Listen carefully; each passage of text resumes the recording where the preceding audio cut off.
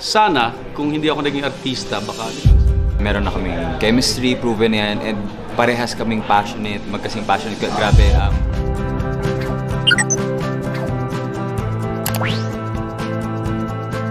Trabaho o prinsipyo, pumili ka. Prinsipyo! Gusto kong maging psychiatrist. So, sana, kung hindi ako naging artista, baka naging psychiatrist ako or siguro guidance counselor ng isang university, something like that.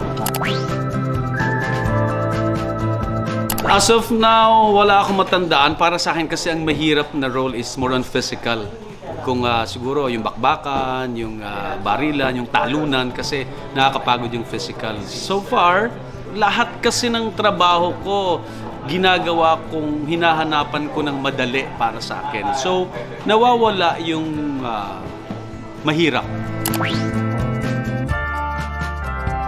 siguro after the success of Green Bones, and alam kong pumatok din ang My Husband's Lover, siguro si Dennis Trillo. He's a good actor, idol ko din siya. Panty Sisters. Panty Sisters because siguro mas minahal ng tao si Daniel Panty.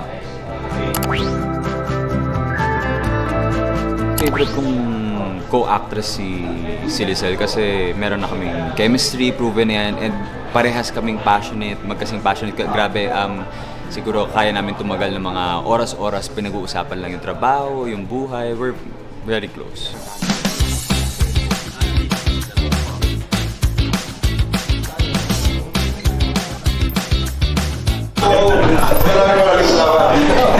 Thank you for being here. Welcome.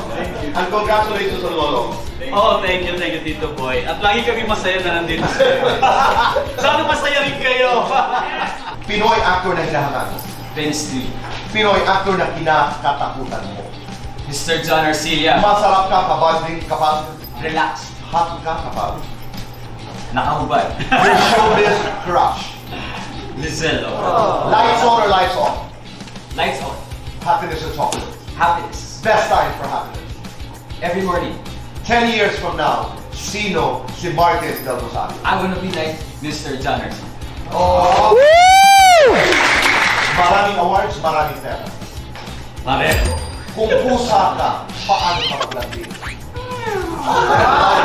Kung aso ka dyan, paano ka umiyak? Kung buhaya ka, paano ka magalit? Artistang pinapangarap na makasama. Wow, Robert De Niro. Dapat, at guilty or not guilty, mapili na, Fortune. Guilty or not guilty, mayaman na ngayon. Guilty! Lights on or lights off? Lights on! Happiness or chocolate? Happy happiness! Best time for happiness. Anytime! Magaling ako dahil Anak ako ng nanay at tatay ko! Third time ko na, so less nervous na. Hindi na kasing kabado nung una-una kasi alam ko naman si Tito Boy will make me feel comfortable. Ako laging masaya ako, kaya lang sabi ko nga, okay lang ba dun sa audience na magkakasunod yung guesting ka? But ako, yes, I'm so happy. I'm so happy to be back.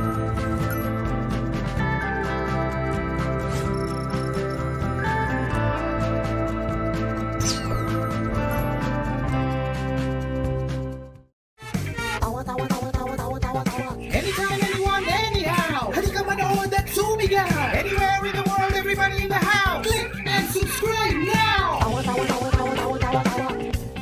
You know.